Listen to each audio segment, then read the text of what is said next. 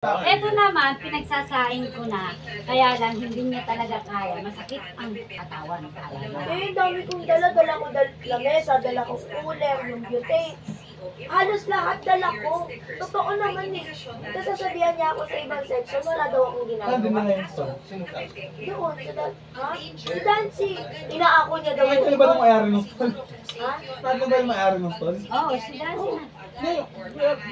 Oh, nagalit niya yun eh. Si Galit dyan. Yung giniba na.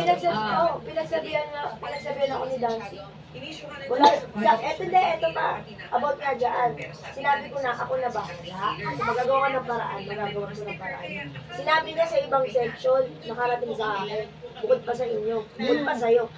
Alam mo, sabi sa akin, kwento daw ni Dancy, hindi daw ako nagsasabi. Ano yung may-ari? Nagalit. Ganito na. Paano yun? Kasi, ang isip ko naman sa inyo, talaga, Revent nyo lang. ko, aayusin nyo lang. Yun pala, ginibahin nyo na lang lahat.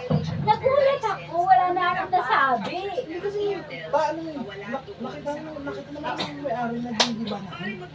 Nakikita niya, yung harapan